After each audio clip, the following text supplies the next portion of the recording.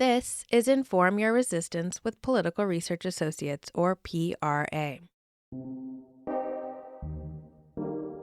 Tune in monthly to hear experts, researchers, journalists, academics, and movement strategists explain some of the most significant contemporary threats to democracy from the mainstream and far right. With Inform Your Resistance, we distill what you need to know most. I'm your host, Koki Mendes, Communications Director here at PRA.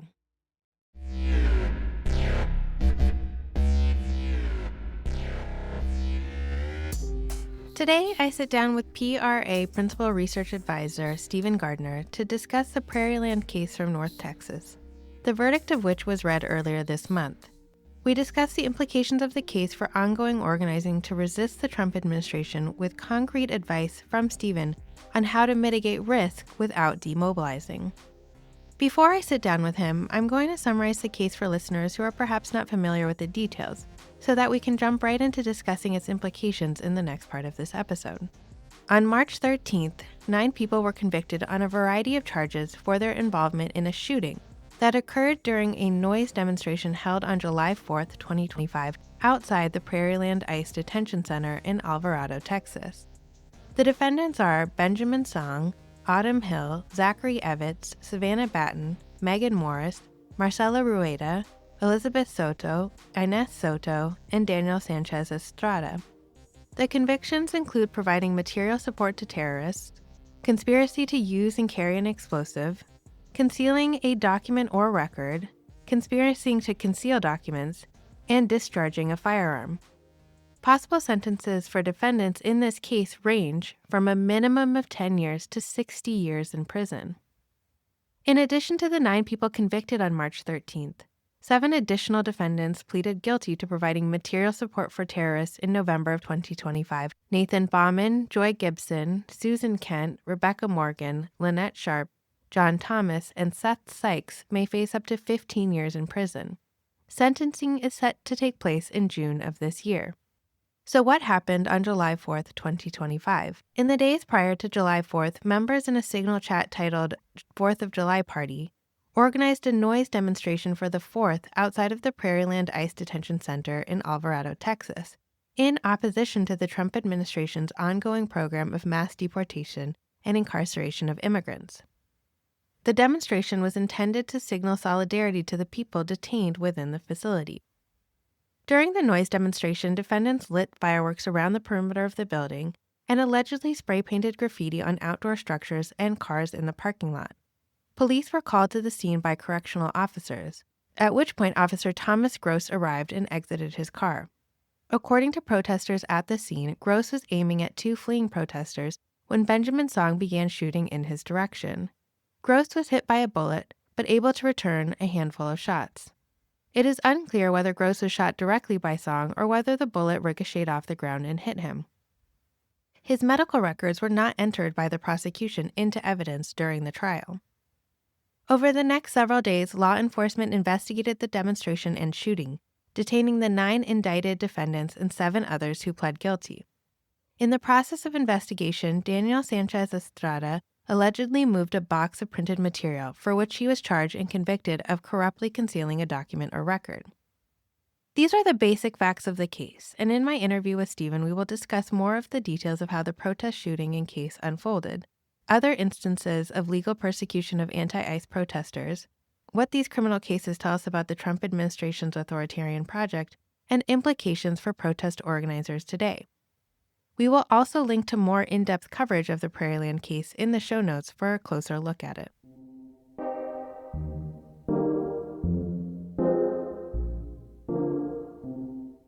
Steven, thank you so much for sitting down with me again to talk about the Prairieland case. I think that our audience is going to be particularly interested in today's conversation, so I'm glad that we're able to record it. Jumping right in, can you provide our listeners with a sense of how the investigation of a shooting of a law enforcement officer became a tool of state suppression of dissent and the context for Prairieland within other recent legal persecutions of protesters and, more broadly, the DOJ under Trump, which is, of course, a big kettle of fish? Right. So first, we have to go back and look at the context. So last July 4, there was a day of protests at the Prairieland ICE detention facility.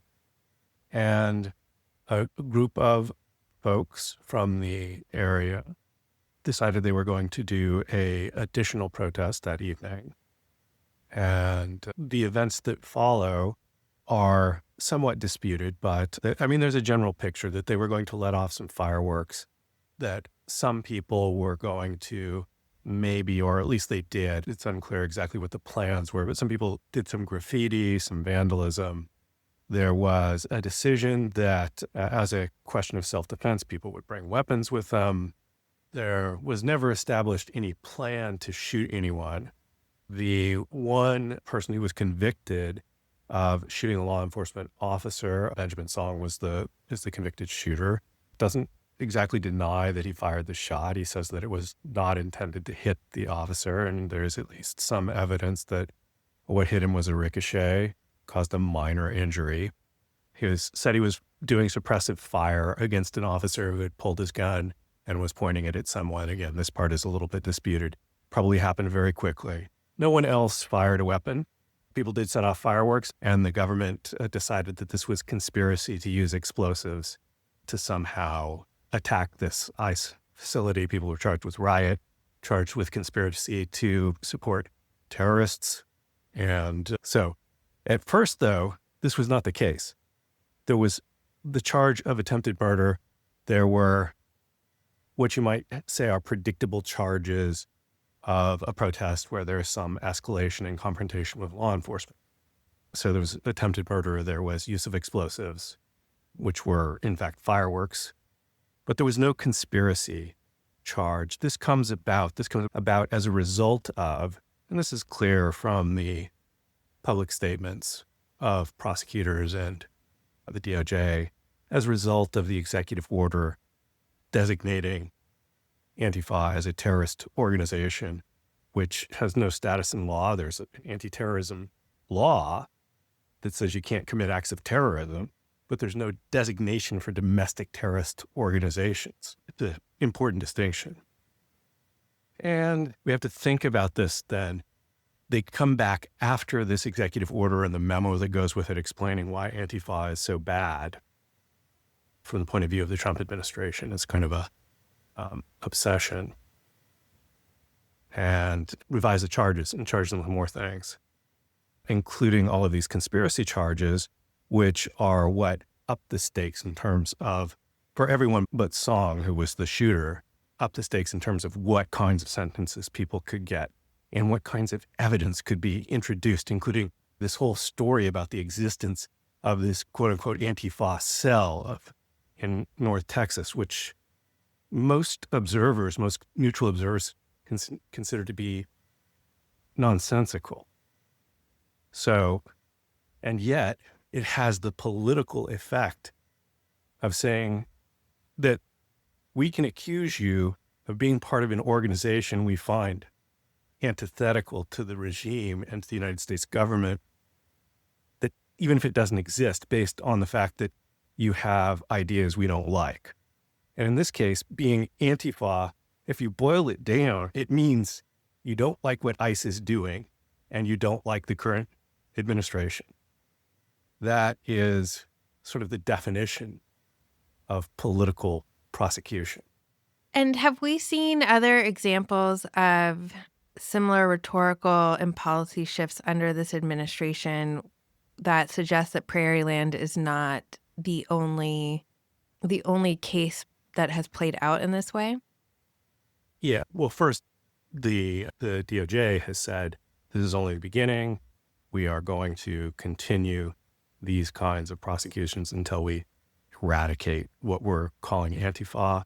In fact, the Trump administration, per Reuters today, has decided that they're going to hold an international fighting, overcoming Antifa summit in June or July, to which some former anti-terrorism experts have kind of responded, in the middle of a war with Iran, does it really make sense to expend resources on this?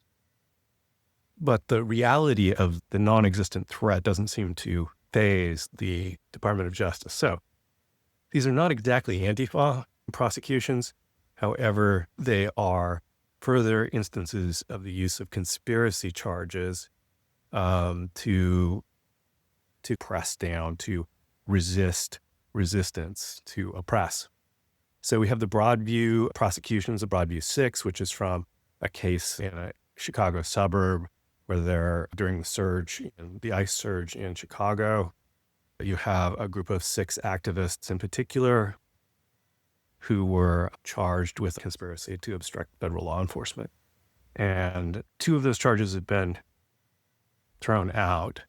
So there's only 4 left. One of the ones that was thrown out was a woman who was singing songs and had her guitar shot out of her hand with a rubber bullet by an ICE agent. It's pretty clear that this is an attempt, given the identities of the people being prosecuted there. They were mostly prominent activists or candidates for political office, left-leaning candidates for political office. We have in St. Paul, again, during the ICE surge there, we had a group of 40 or 50 people who went to City's Church in St. Paul on January 18th to protest the pastor, David Easterwood, who also happens to be the local director of an ICE field office. So they were protesting him and his positions and so on. And they were charged with conspiracy to intimidate and violate the FACE Act and basically interfere with the operation of a religious institution. And some of those charges have also been dismissed. It's quite likely that many of these charges will eventually be dismissed.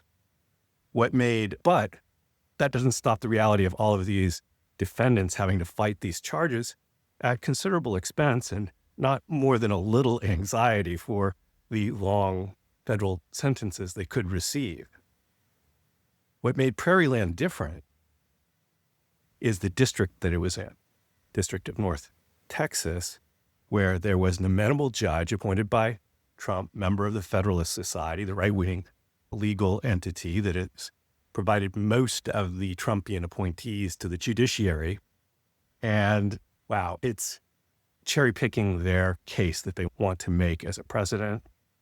And they clearly do see this as a precedent. And it's not just a precedent for, we're going to bring conspiracy charges, but they're of highlighting their determination to make prosecutions on political grounds.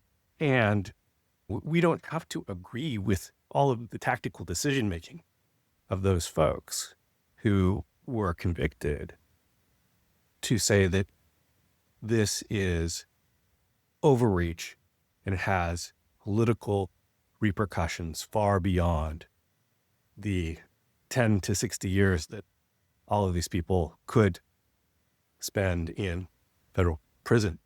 Although it's looking like there was evidence suppression from the prosecution that could lead to the potential of appeal here. That was some of the thinking after the verdict was read, was that potentially the defense is waiting to play their hand in an appeal trial, which is why sort of their closing arguments were not particularly compelling. I do think one of the most remarkable things about this trial is that these folks were found guilty by a jury of their peers. And I think what that really says is how compelling the story of Antifa as a boogeyman, as a constructed enemy is to folks who comprise the MAGA base. And it also, to me, suggests why focusing in the midst of a war with Iran, focusing on combating Antifa as a priority for the executive certainly makes sense in terms of continuing to build and bolster that base during a very deeply unpopular war. Yeah, I think that's correct. There's a way in which, as a instance of sort of laying the groundwork for using the security state and the Justice Department to go after political opponents, including anti-war protesters in the future, for example. Who is or isn't Antifa? The beauty of the thing is no one can really say. I mean, there are a few groups that have that in their title, but none of them have actually been prosecuted for anything. And when they start going to the theory of we're going to go after their funding, well, most of us know an Antifa identified person or two, and their funding comes from working as a barista to pay for their tattoos. It's ridiculous. But what they're actually saying is the theory here is that because there are large organizations, progressive organizations, that are fighting against the ideas of the Trump administration, the funding they get, one way or another, supports the same political effort as the folks dressing in black and yelling expletive ICE. Yes, I think that's what makes it so unnerving, is how amorphous this category is and how much leeway that gives the state to use it as a means of persecution.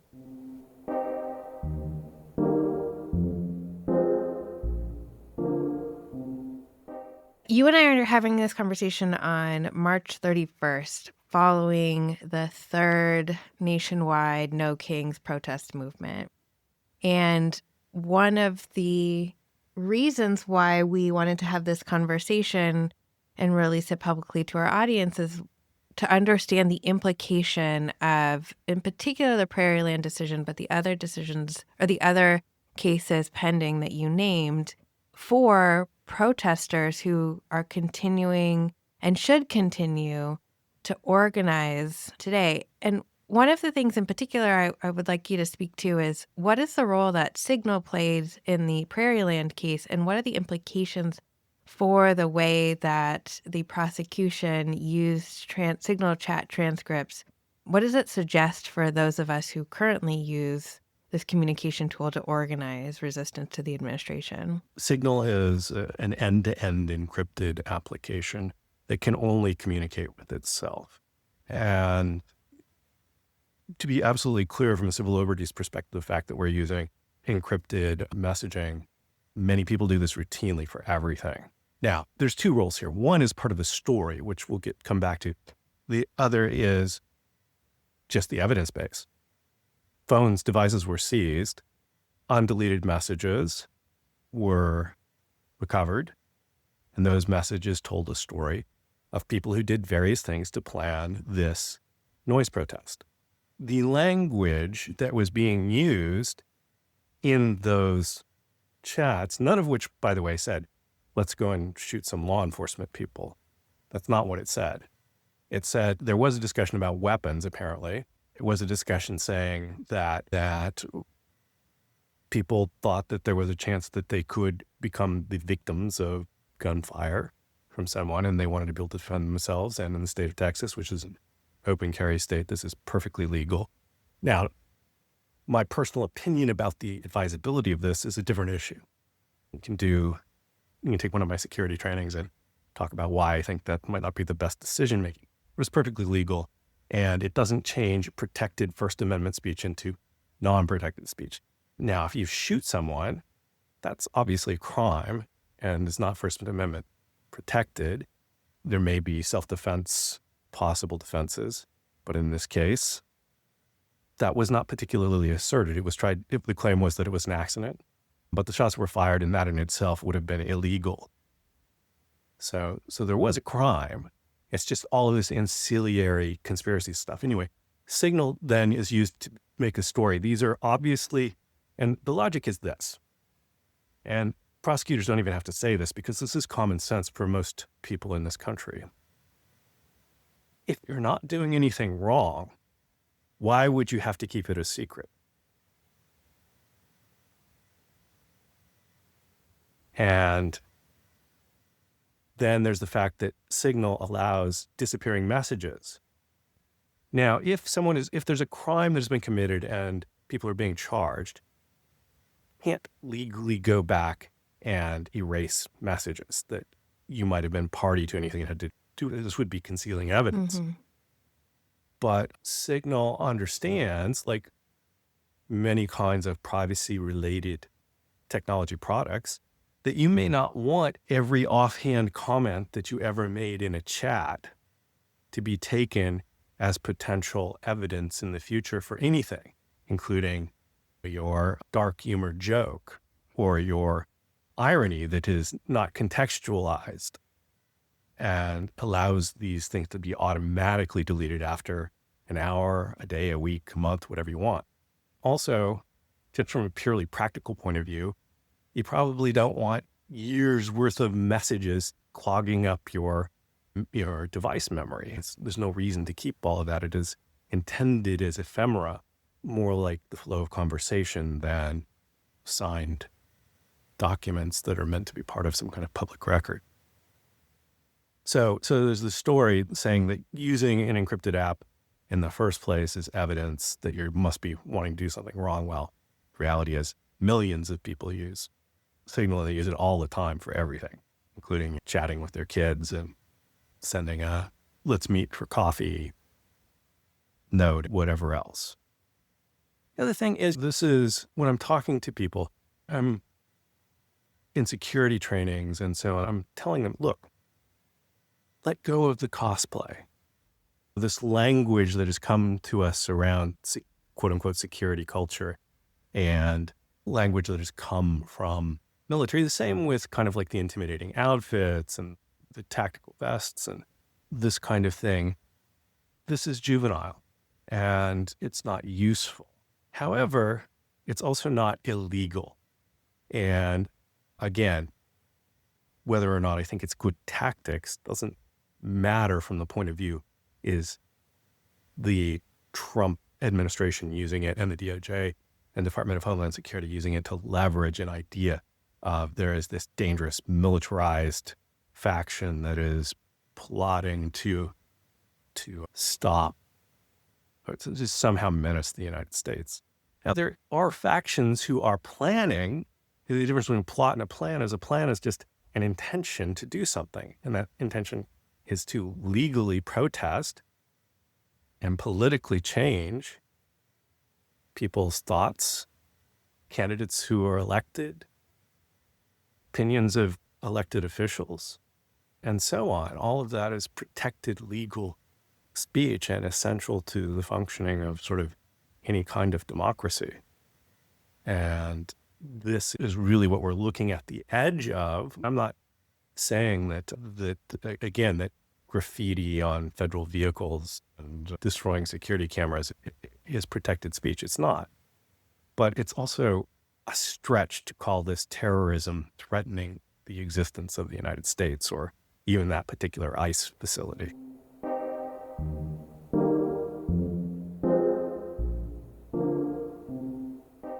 So, given the legality of much of what occurred in Prairieland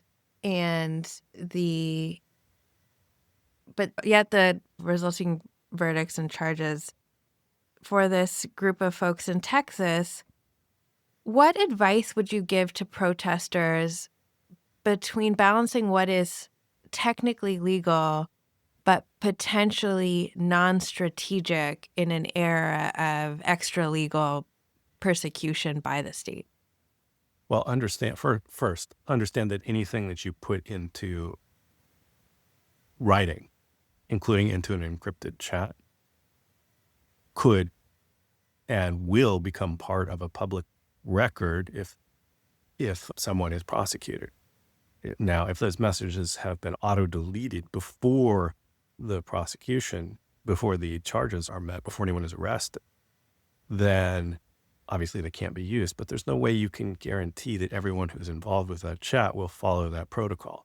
And I'm not saying that because, you can say illegal things and then you'll get away with it. I'm saying it because the federal government or any other prosecutor can take a narrative spun from a combination of boasts and jokes and turn it into something that sounds really wicked for a jury, starting with that premise, if you don't have anything to hide, why are you using an encrypted app?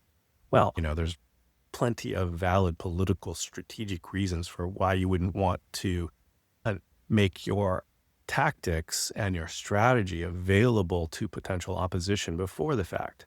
However, there's also a good case to be made for understanding a difference between tactical privacy and the need for absolute secrecy. Secrecy is something you want to use as little as possible.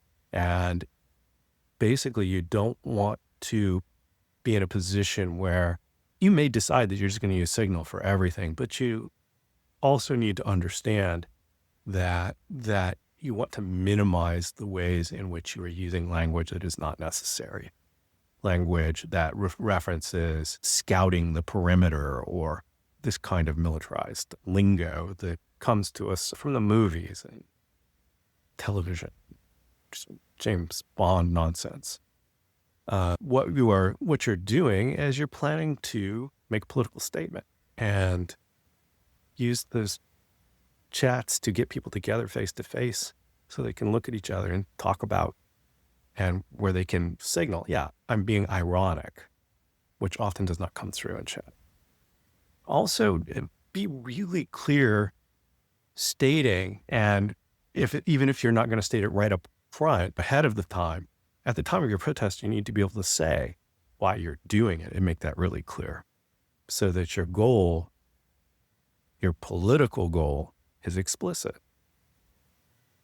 So if someone does something that is not in accord with that goal, is not the point. To be clear, that is not what you intended.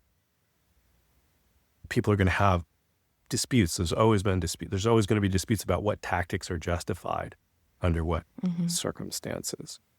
But if people are going to, if you're planning a protest that is intended to be a legal First Amendment protected activity, or if you're planning to do civil disobedience and don't want to give away ahead of the fact what you're going to do, at the time of the action, you need to make clear what you're attempting. That makes sense, to be able to get ahead of any narrative crafted by a prosecutor with very clear and published public language. And I should also mention one of the ways that Signal was used in this case was that despite auto deletion, people had their notifications, visible notifications, and then any message, even if it was deleted shortly after, was saved in the operating system itself. I think this is really helpful. I think your idea of, or your call to put the cosplay aside, I think is a really clear call to action of protest, but do it in ways that don't obfuscate your politics, that don't open the door to narratives that can be used by the state for reasons of persecution. I've also heard, in response to the Prairieland case, like a clear call to organizers to not wear all black, because black bloc can be seen as a tactic of nefarious actors. And I think one of the things that I want to underscore for our audiences is, like, what is the risk assessment, in your opinion, here in terms of continuing political action? And you mentioned this in passing, but can you talk a little bit about what you would recommend for organizers in open carry states, how to mitigate the role that guns and gun violence could play in what should otherwise be peaceful moments of peaceful protest? Yeah, first I have to say that to an extent, I would have to defer to local sensibilities around this. I mean, if open carry is ubiquitous, it would be really strange then to tell everyone, no, you can't do that, but not least because some people are not going to listen. However, I think that in most instances, it's a bad idea to militarize protest space. Now, I don't think that there's anything wrong with self-defense as a principle. And I think that operating within the limits of the actual law, people may decide that they're going to carry, but then if you're not going to discourage it, you have to be aware of the risk of being found liable for contributing to some kind of conspiratorial or negligent charges that could be levied against you if you don't make that determination. Now, I think militarization of protest space is a terrible idea, but of course, cops are always becoming militarized. And most of the time, if there are vigilante actors present from the right, they will also be armed and militarized. I don't think it is a good look for us to try to match that tit for tat. I think people have to be really clear that if they have a legitimate self-defense purpose, who is doing that and why, and what kind of training do they have, and so on. But by and large, I would discourage it. But again, I have to defer to local sensibilities and local organizers. But it's probably a good sign that you're on the wrong track if the vast majority of protest space is discouraging it and you're holding a side demonstration with 10 people. The number of people that you're attracting to do this, where everyone is agreeing to be armed, it probably should be a signal to you that maybe you're not doing something correctly. Because what's your end game? Do you really think that you're going to break those detainees out of detention with your 10 people with sidearms or rifles? Hey, this is silly. And even if you did, then they would probably be hunted down and potentially killed trying to get away. And you would probably be charged with even more grievous acts of the invitation to political repression is rarely a good strategy, especially in the United States, where exaggerated punishment is celebrated. It's a rare thing when someone says, oh, that sentence was too much. In Europe, this is routine for people to say, this sentence was more than anyone expected. Mm-hmm. But not in the U.S., where we have, deep roots of thinking punishment is basically a good thing. I think those are really wise words to end on. And before I close, I just wanted to ask, in terms of ongoing protest organization, thinking also about No Kings and that specific scale, like mass protest resistance to the administration, where do you see the value of this kind of organizing in ongoing resistance to the second Trump administration? And what words of encouragement would you leave our audience with? Okay, so the thing with mass organizing, like for No Kings, is you just have to understand what it's good for. Good for two things, two and a half. The first is it's sending a message to those who already have political position, people, office holders, and candidates for public office, saying there are this many people who care deeply about these issues. Don't think that you can straddle this fence and be on both sides of these issues, and that somehow you're going to be okay with these 10, 15 million people who came out for this. You're not. You have to stop hiding. So it's to encourage courage from electeds and potential electeds and others in positions of authority, including local office. And second, it's to make the movement, the resistance visible to itself, to invite people who are either apathetic because it's not that they are pro-Trump regime, they may detest the policies, but say, what can I do? They don't care what I have to say. Well, it doesn't matter whether they care or not if we can continue to establish a practice of formal democracy, however muted that the expression of that is in the United States in practice. It's not the case that the sitting Republican Congress majority in both houses of Congress can't be overturned at the midterms. Will that completely solve the problems? No, it's going to take years. And that's with the best possible outcomes. And the work isn't done once they're out of office. That would be the huge mistake to think that, first of all, that they've created a huge mess, that a good part of which, including the expansion of the security state, it's going to be real tempting for any administration to try to keep in place, even if they use it slightly differently or have different rhetoric around how it works.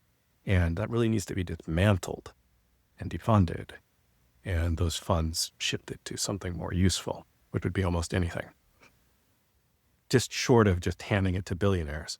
Anyway, so there's those two things. Show the movement to itself, bring along the apathetic, give people a place to plug in, and recruit more people to be candidates, to be candidate supporters, to be precinct workers, to be party involved or alternative party involved, or working with organizations, local organizations who are doing resistance work or community support work. And these are on-ramps. Not every of the millions, most are not going to join formal organizations, but some will. And this is a way to bring new people who have not previously been involved deeply in the politics of justice into the movement. And again, it shows to elected officials and others in power that there's a significant block of people who care about these things. And the fact that this is the third one, and they've all been large, shows, no, this is not just an issue for a day. In fact, people are per the polling, becoming less and less satisfied with the existing regime. And more willing to turn up in these mass actions. The fact that they are increasingly larger each time is particularly telling about how successful they are at mobilizing in a moment of just what could otherwise be despair and inaction. Thank you, Steven. This was an excellent conversation, and I hope particularly helpful to the folks that listen to our podcast and are on the ground organizing to understand how to interpret Prairieland and other acts of legal persecution in the context of the need to continue to show up, to get on the ground, and to build mass acts of resistance. Thanks so much for sitting down with me today. Thank you, Koki. Thank you for listening to Inform Your Resistance with PRA. Today's episode was hosted by me, Koki Mendes. The podcast is produced by Olivia Lawrence-Wildman, and Frank Lawrence created our music. If you haven't already, rate, review, and subscribe. And if you appreciate our work, please consider donating to Political Research Associates at politicalresearch.org. But the best thing you can do to help us is to tell your comrades about the pod. A shared analysis makes our resistance movement stronger, and we need you to spread the word. Until next time.